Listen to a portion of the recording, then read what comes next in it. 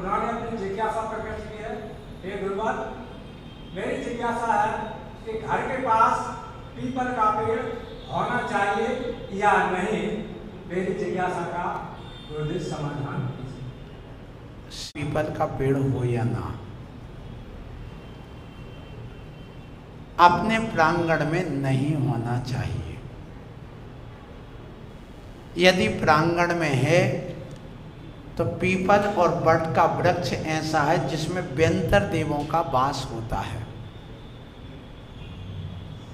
और यदि अपने घर के बाहर रोड पर या कहीं हैं तो पूरब या उत्तर दिशा में नहीं होना चाहिए। घर के सामने, घर के पीछे हो सकता है, लेकिन उसकी डालियां अपने घर पर ना पड़ती हों, इस बात का भी ध्यान रखना चाहिए।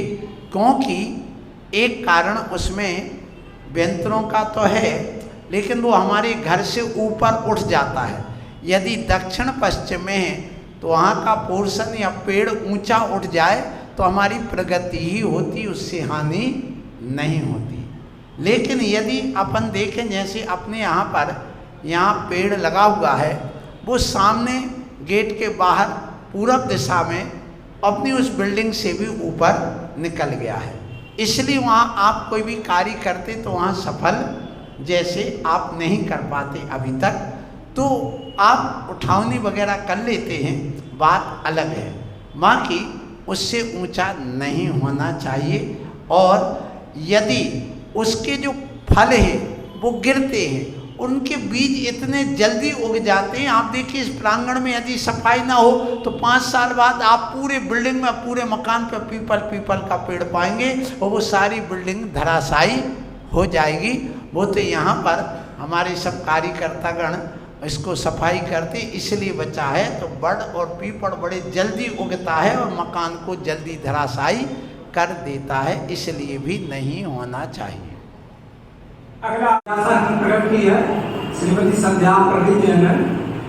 हे गुरुवर, आपके चरणों में त्रैवार नमोस्तु नमोस्तु नमोस्तु। हम जब भगवान के दर्शन करने के लिए मंदिर जी में आते हैं तो हमको कैसे भाव लेकर के मंदिर जी में आनी चाहिए, ये हमारी जिज्ञासा है। उसके बाद आपका प्रश्न कि हम मंदिर में जाएं तो क्या भाव लेकर के जाएं, जानते हैं ये कोई बड़ा प्रश्न नहीं है। कभी जब आया है तो उनको उत्तर तो देना पड़ेगा। मंदिर में जब भी जाओ, पहले अपने घर गृहस्थी के विकल्प जालों को निपटा करके जाओ, भले आधा घंटे बाद जाओ। अपने विकल्प लेके मत जाओ। जैसे कोई ने कुकर कर दिया चूल्हे पर और मंदिर जाना दर्शन करने, तो क्या होगा, भगवान दिखेंगे तो कुकर दिखेगा। दूसरी बात, मान लो मंदिर में चप्पलों की चोरी होती है, वो तो 2200 की चप्पल लेके आए और पहन करके आ गए और बाहर छोड़ दी। अब बंदर है, मान लो तो बंदर चप्पल ले जाते, अब अगर बाहर में चले जाओ, 1 मिनट भी छोड़ नहीं सकते। अब आप यदि बाहर चप्पल उतार दो और दर्शन करोगे तो आपको चप्पल का ध्यान होगा कि भगवान का। तो इसका मतलब ये है, मंदिर जाते समय आप कोई ऐसी सामग्री ना लेके जाएं जिससे विकल्प जाल हो। दूसरी बात, मंदिर जाते समय अपने भाव को निर्मल बनाने के लिए विकल्प जाल पूरे निपटा करके जाएं। तीसरी बात, जब अपन मंदिर जाते हैं तो अपन उनको यही कहें जो अपन करते हैं, हे भगवान, मैं आपकी स्तुति वंदना इसलिए कर रहा हूँ कि आपके गुणों की मुझे प्राप्ति हो। भगवान के गुणों की प्राप्ति को लेकर उन जैसा बनने के लिए, उन जैसे निष्कषाय बनने के लिए, उन जैसे केवल ज्ञानी बनने के लिए, उन जैसे रत्नत्रयधारी बन करके मोक्ष जाने की भावना से ही मंदिर जाना चाहिए। आशीर्वाद। अगला प्रश्न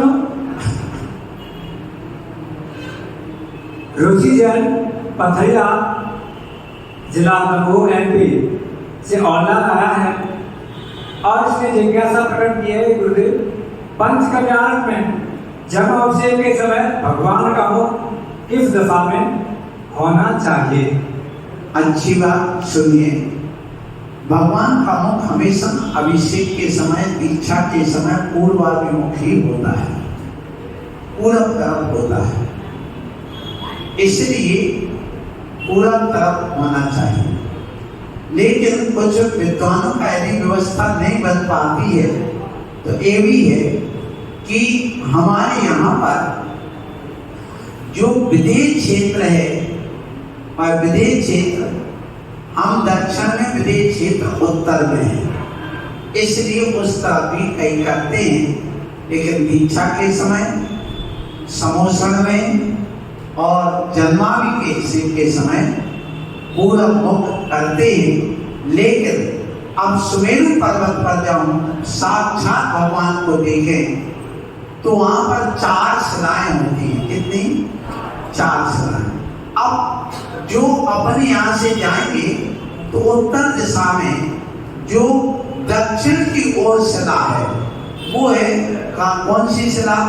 वो है आपकी पांडु शिला, और उत्तर में आएगी ऐरावत क्षेत्र, पूर्व दिशा की पूर्व तरफ और दक्षिण दिशा की, पश्चिम दिशा की पश्चिम तरफ। तो ऐसी दृष्टि में वहां साक्षात जब भगवान बैठेंगे तो उनका मुख दक्षिण में होगा, क्योंकि वो पीछे पीठ करके तो बैठ नहीं सकते हैं, इसलिए वहां व्यवस्थाएं अलग हैं। तो कुल मिलाकर के पूर्व दिशा श्रेष्ठ है। आशीर्वाद। अगला प्रश्न लेकर के आ रहे हैं श्रीमान श्रेयांश कुमार जैन अलीगढ़ से, अपनी जिज्ञासा को गुरुदेव के समक्ष प्रकट करने।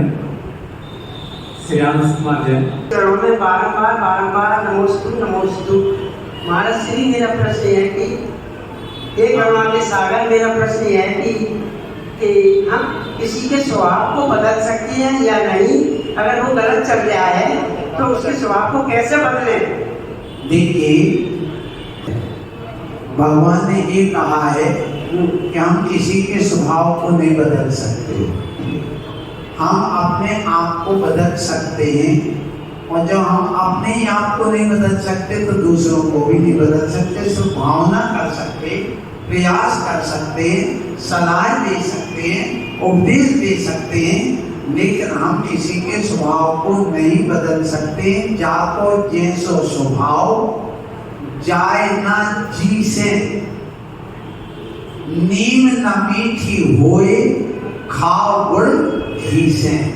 अर्थात जिसका जैसा स्वभाव होता है वो अपने भगवान नहीं बदल पाए। मारीच को आदिनाथ, जब वे स्वयं अपने आप की उनका पुण्य का उदय आए तब बदल पाए।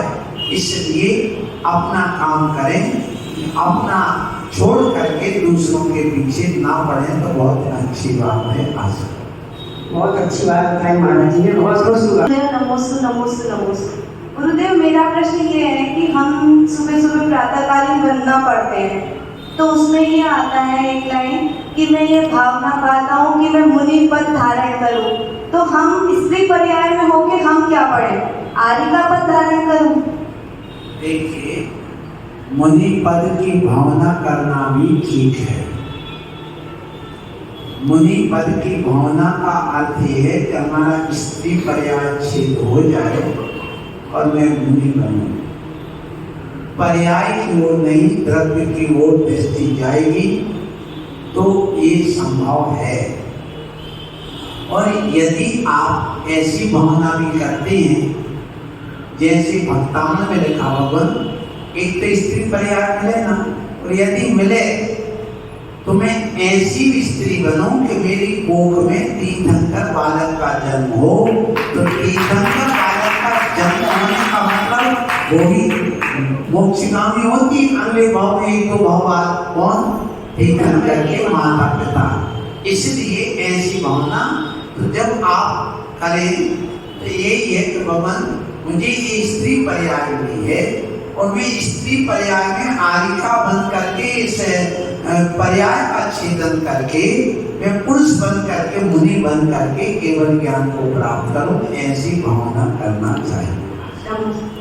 वैशाली दिवाकर साहू जी और महाराष्ट्र से आई है और गुरुदेव के चरणों में नमस्ते करते हुए उन्होंने जिज्ञासा प्रकट की है। गुरुदेव, हमारे जीवन का लक्ष्य क्या होना चाहिए, हमारी जिज्ञासा का समाधान कीजिए। जीवन का लक्ष्य गुणों की प्राप्ति, जीवन का लक्ष्य गुणों की प्राप्ति होना चाहिए। एक भगवान ने तत्वाल सूत्र में भी यही कही, हे भगवान आपके गुणों की प्राप्ति हो, तो भगवान के गुण हमें नहीं मिल जाएंगे। आपके गुण का अर्थ हमारे अंदर जो गुण बैठे हैं वही गुण हमारे अंदर प्रकट हो। जब गुणों की प्राप्ति कर लेता है व्यक्ति तो उसको सारे अधिकार मिल जाते हैं। गुणों की प्राप्ति करने पर उसके सारे के सारे सुख मिल जाते, प्रकट हो जाते हैं। गुणों के उद्घाटन हो जाने से व्यक्ति के अंदर योग्यता आ जाती है और ऐसा व्यक्ति संसार के सारे सुखों को प्राप्त करके अभ्युदय सुख जिनको कहते हैं सांसारिक सुख को, उनको प्राप्त करके निश्चय सुख की प्राप्ति करता है। तो हमारे जीवन का लक्ष्य गुणों की प्राप्ति हो। आशीर्वाद। अगली जिज्ञासा है अलाहाबाद जिला का, यहाँ कोई का प्रश्न है, बीच में एक इनका एक उनका करेगा। उनका एक प्रश्न आया है, ऑनलाइन ही है, और उन्होंने जिज्ञासा प्रकट किए गुरुदेव के चरणों में प्रणाम नमस्ते नमस्ते नमस्ते करते हुए कि जब तीर्थंकर वाला का जन्म होता है तो उसका जन्माभिषेक होता है, और दीक्षा से पूर्व भी क्या उनका अभिषेक होता है या नहीं? वालों को अभिषेक 4 प्रकार का आगम में कहा है। जन्माभिषेक, राज्याभिषेक, दीक्षाभिषेक और प्रथमाभिषेक। प्रथमाभिषेक अरहंत अवस्था की प्रतिमा का होता है। नंदीश्वर द्वीप में जो 5 धनुष की प्रतिमाएं हैं, वहां पर निरंतर छाया सम्यक दृष्टि जीव जो स्वधर्म इंद्र जैसे भी जाकर के वहां 8 पहर तक अभिषेक निरंतर करते हैं। और इसके अलावा जितनी भी चिंतन और अकृत्रिम प्रतिमाएं उनका भी अभिषेक होता है। तो प्रश्नकर्ता का जो प्रश्न है, क्या जन्माभिषेक है या कोई और, तो एक तो वो जन्माभिषेक ही है, और जन्माभिषेक के बाद में आता है राज्याभिषेक। जब तीर्थंकर बालक को जन्म होने के बाद में तरुणा अवस्था आती है, एक शैशवावस्था होती है, एक बाल्यावस्था होती है, तरुणावस्था होती है। 6 वर्ष तक शेषम अवस्था कहलाती, शिशु अवस्था। फिर 12 वर्ष तक बाल्यावस्था कहलाती है, और उसके बाद में 16-17 वर्ष तक तरुणा अवस्था कहलाती है।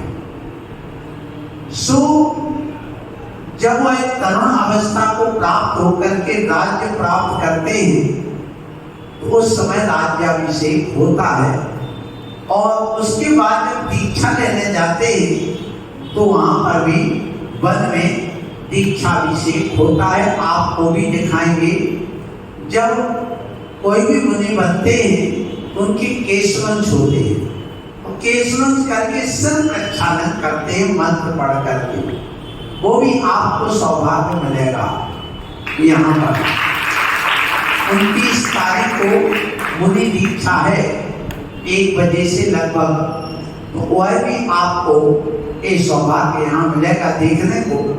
आपने दीक्षाएं बहुत देखी हैं, पर इस बार आपको बड़ी नजदीकी से और एक एक चीज का खुलासा करते हुए आपको समझ में आएगा कि दीक्षा वास्तव में क्या है, कितना इसका महत्व है।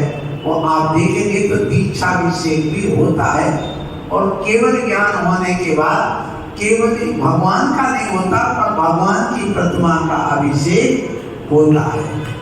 भगवान का अभिषेक क्यों नहीं होता, कोई पूछे?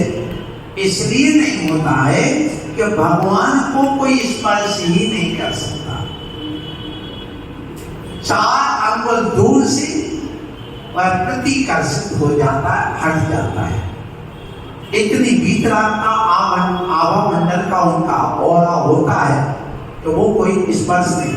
अभिषेक का जल भी डालेंगे तो 4 अंगुल दूर से वह हट करके चला जाएगा, लेकिन भगवान के सिर पर वह नहीं आ सकता है। इसलिए अरहंत अवस्था में कोई प्रतिमा साक्षात भगवान का नहीं होता, पर प्रतिमा का हो जाता है। ऑनलाइन ही आया है, अंतिम प्रश्न है।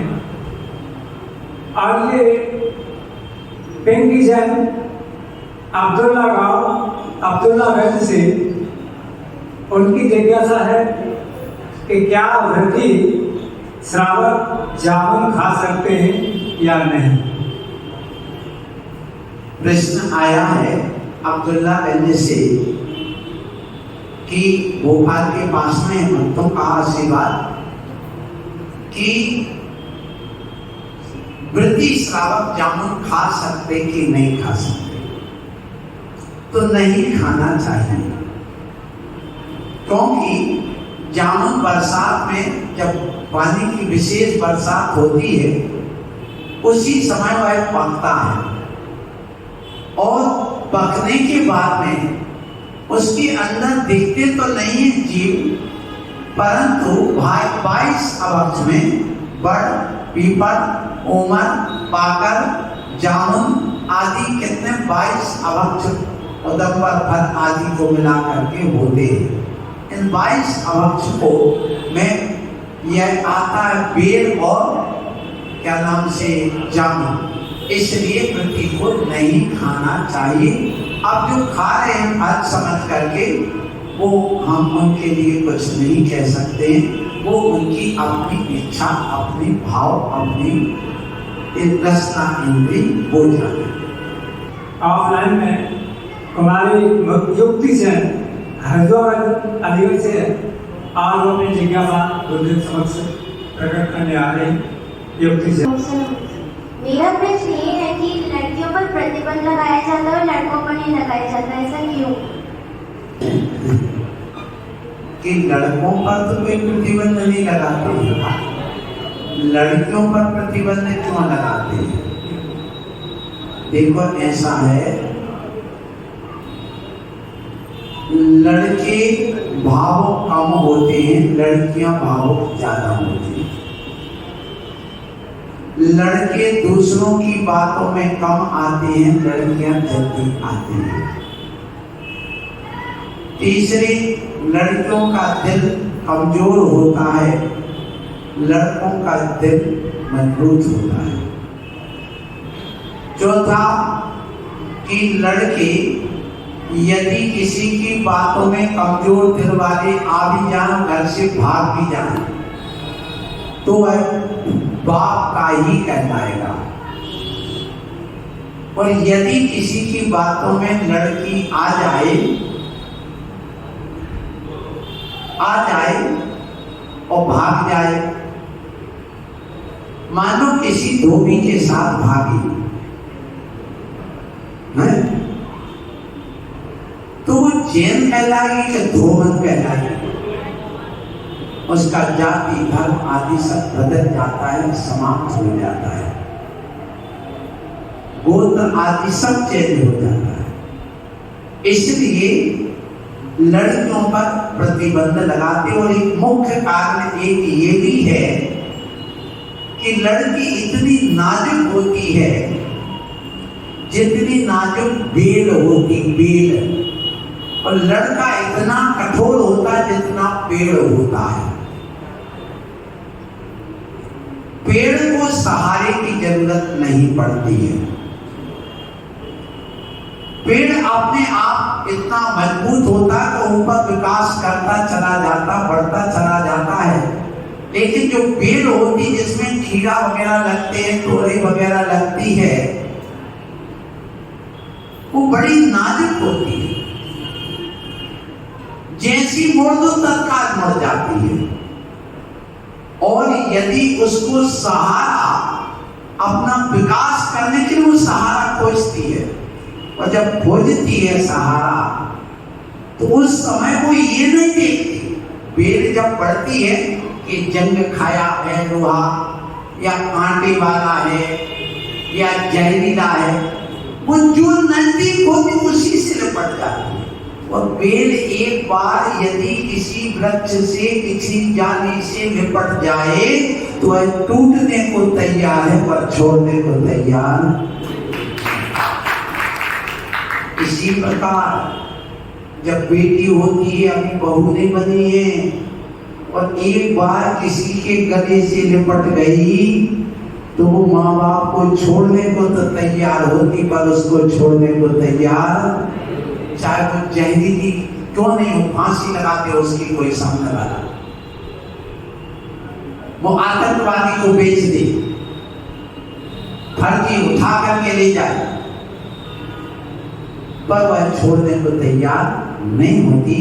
इसलिए माँ बाप उसकी स्थिति जानते हैं नारी की, तो कहते हैं कि नहीं, लड़की पर प्रतिबंध लगाना जरूरी है। और ये प्रतिबंध शादी तक माँ बाप का कर्तव्य है, एकदम स्वतंत्रता आ जाए ऐसी स्वतंत्रता नहीं देना चाहिए। और यही कहा गया कि अकेली ना आए ना जाए, और कम से कम 2 एक साथ रहें और करें, क्योंकि अकेली औरत को और अकेले दिगंबर साधु को हर कोई छेड़ता है, 2 दिन हो तक छेड़ने की उनकी ताकत नहीं पड़ती है, इसलिए प्रतिबंध लगाते हैं। आगे